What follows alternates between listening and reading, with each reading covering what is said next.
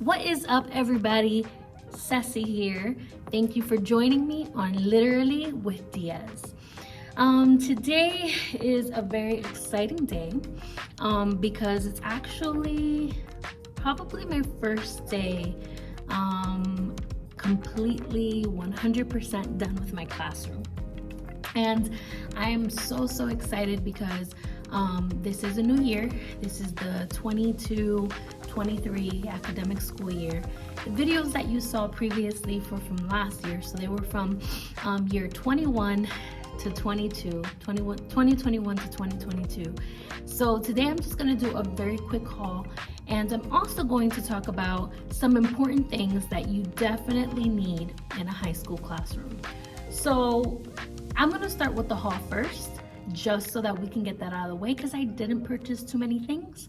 I did put out my Google Classroom. I would highly recommend that you put out a, not Google, I said Google, I'm so sorry, an Amazon Classroom wish list. I was actually very fortunate enough to get some items that were on my wish list from some friends, and I'm so excited to show you what they got me. So, first of all, highly recommend to do it. Just put it out there. You never know, who's willing to be generous and bless your life with some things that you need in your classroom. Because I know that as the school year approaches, the new school year approaches, everyone wants to buy everything. All teachers want to buy everything with their money. And unfortunately, the district doesn't supply us with money at times. Our district did give us some money so we can spend, but obviously it's never enough. So I'm gonna start off with the first thing that I purchased, actually with my teacher money. This was not on my Amazon wish list, but this is definitely something that you need in a high school classroom, and it's a printer. Yes. So I was, so my first year, last year in this new school, it wasn't my first year teaching. I've been teaching for, going into my 6th year in public school. So in my previous school, my previous high school, every single teacher had their own printer, and it was a laser HP printer. It was amazing. The toner lasted all year, and I was able to print out whatever copy I needed, so that then I can go to the copy room and make more copies for my students. Well, in a new school, we don't have the same type of luxury and budget. So I went my entire first year in this brand new school without a printer, and it was quite difficult because there were moments where I would send the document over to the printer and it wouldn't show up, so I would need to take my laptop, and then there's a line of teachers there waiting to print things. So I was always a little flustered whenever I had to make copies, because it's easier to just print out that one copy and then go to the printer room and make your copies there. But whenever you have to send anything electronically to the printer, you never know if it's gonna get there. So I had that challenge last year. So I was like, I am not going to, I don't wanna go through that anymore, especially this year with a new class, a new grade. I wanted to have, I wanted to be able to print at least 1 or 2 things every now and then. So I got myself the Canon Pixma MG2522 printer. It's cute, it's lightweight. It's not in here ready. I already installed it, but it's definitely a necessity. It's one of those things that you truly need in your classroom. Yes, you do have to buy the ink. Well, the ink actually came with this pack. This pack was actually $49. So yeah, it was pretty good. Pretty good. Pretty good price for a nice home office style printer. So yeah. This is definitely something that you need.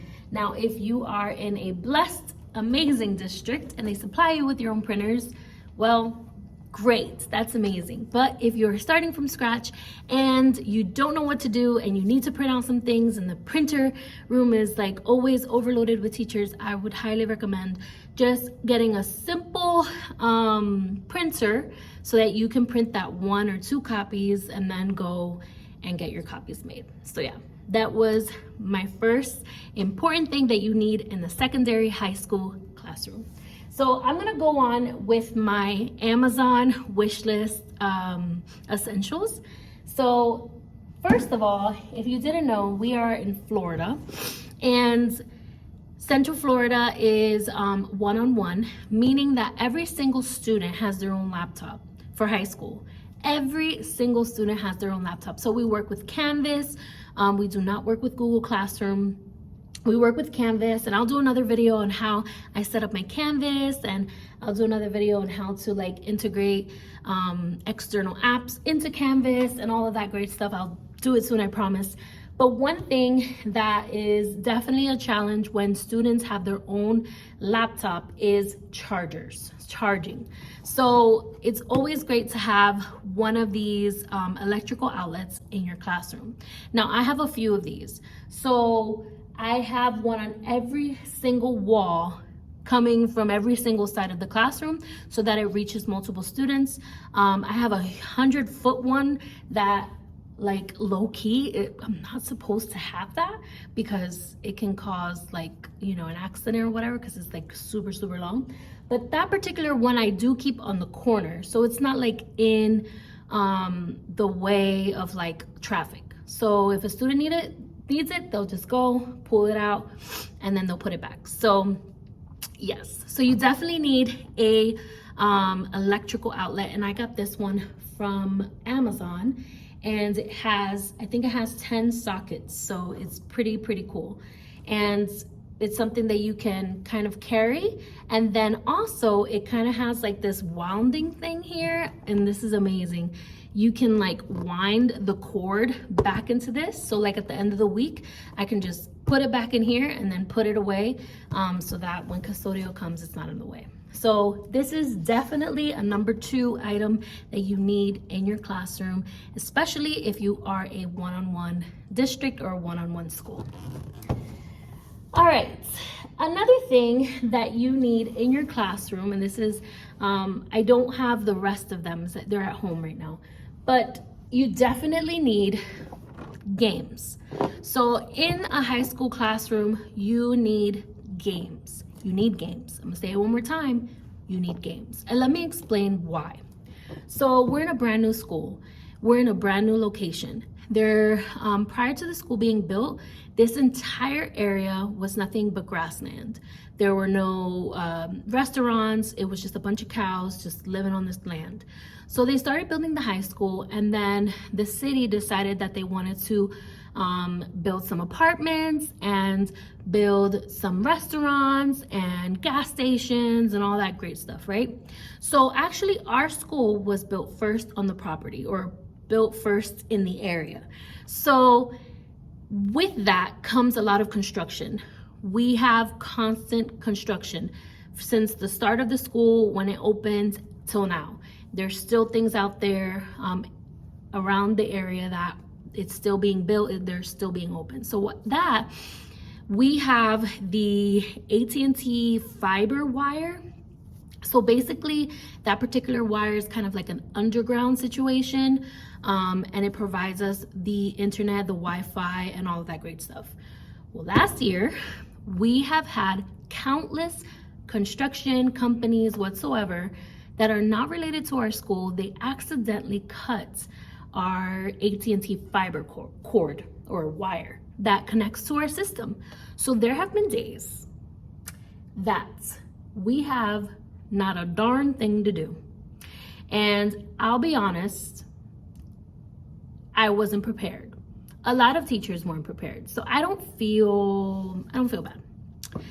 I wasn't prepared. I didn't have anything to do.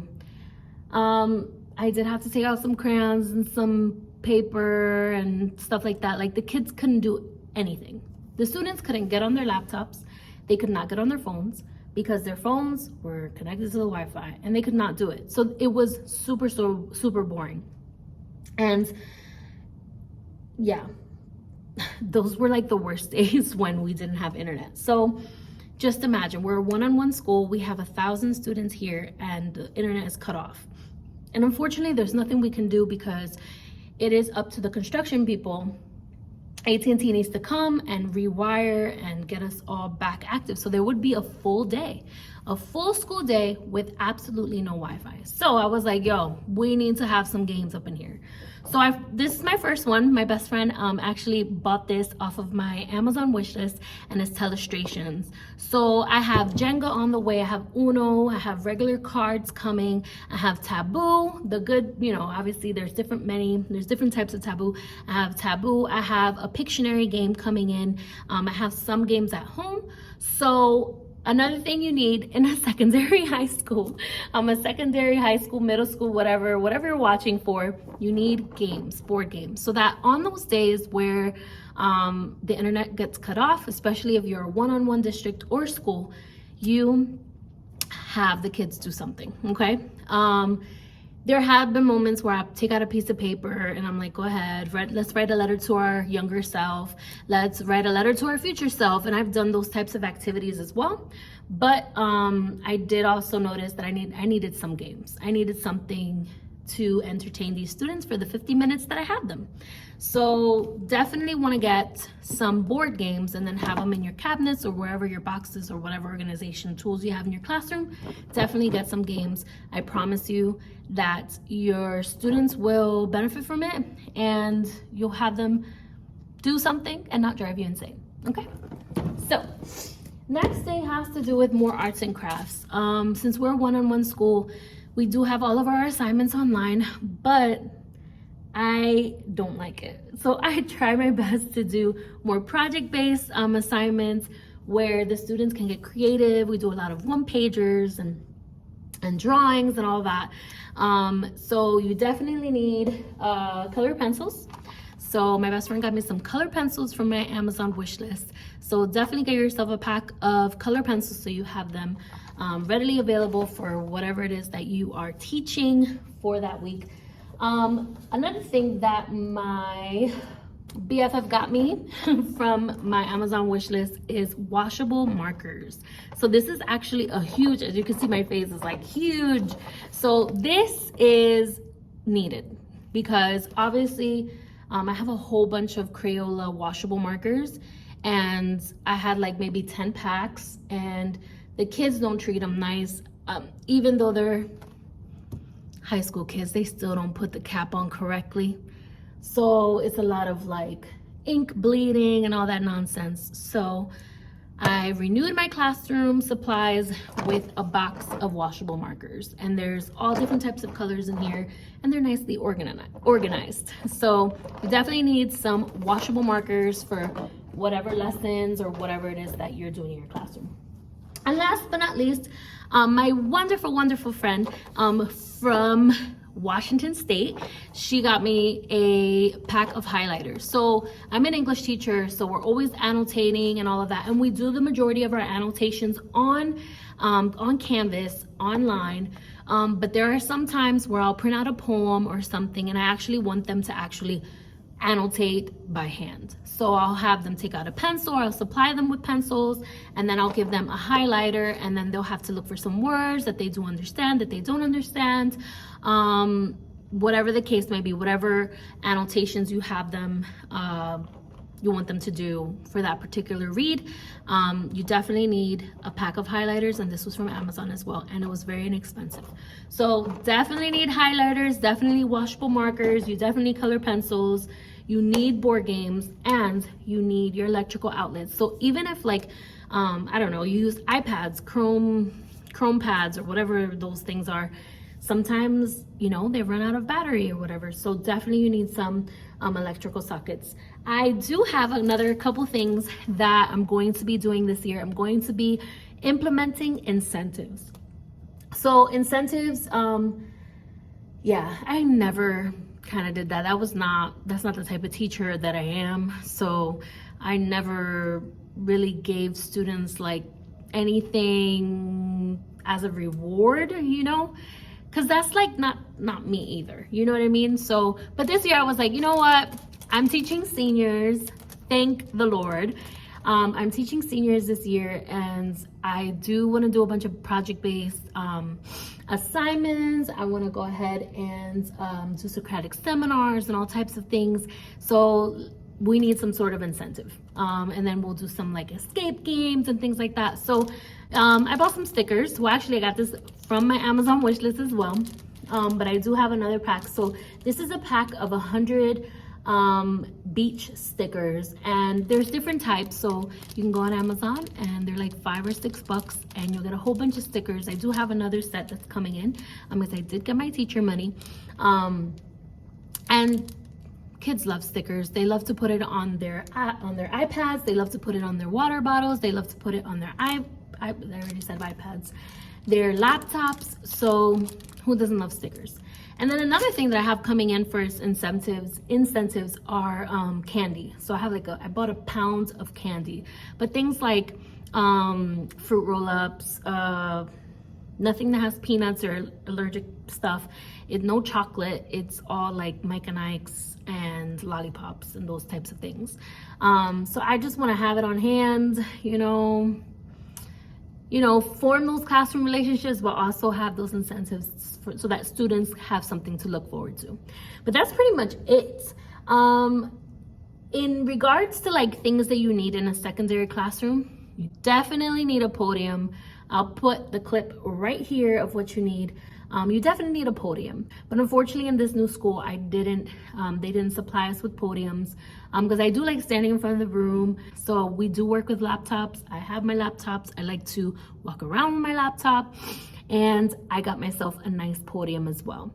And that was last year. So you definitely need things in your classroom. That I'm transitioning over to another thing that you need in your secondary classroom is you need posters. You need positivity. I have so many nice, beautiful tapestries that I purchased from wonderful makers on Etsy and some school supply websites that you definitely want to create a room that has a lot of positivity. Another thing is make sure you put some stuff up that go along your subject. So I have a lot of writing stuff. I have a new word wall that I worked on this upcoming year, and I have a figurative language wall as well that I kind of moved over.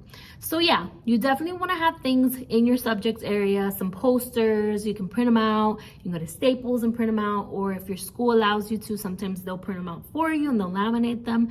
That was a nice incentive that we had in my old school as well. So you definitely want to create a classroom that has a lot of positivity. You can buy some banners like that I have behind me, just to keep that positive vibe, because these kids, when they come in, they are coming in with their burdens. They're coming in, with their stress and their anxieties, and you want to create a space where they feel peace. And some of these students have jobs after school, they're in sports, extracurricular activities, they're in so many different things. We don't know each and every one of their stresses and concerns. So as teachers, yes, we want to teach them the content. Yes, we want for them to learn and to pass, but we also want to create an environment where they feel safe. We honestly can be we're probably the only adult they ever encounter with, especially if when they go home, they have certain situations. So we want to be that positive teacher, that educator that can be there for them as well. So yeah, those are pretty much some essentials. There's a mini haul for the 22-23 school year. I'm so excited for this new year. I actually start work tomorrow. So we start our pre-planning, and I'm gonna have another video out there for a week in my life in the pre-planning teacher week. I don't know, I'll figure it out. But I wanna thank you guys for watching. I hope that you were able to get some insight on things that I purchased this year. I will be coming up with some videos on what I will be doing on the first week of school, what my classroom looks like now, because it's a little different than last year. And then obviously I have great content coming your way. So first of all, I just thank you once again for joining me on Literally with Diaz. Make sure to like, share, and subscribe, and just stay tuned for the next video. You don't want to miss it. Bye.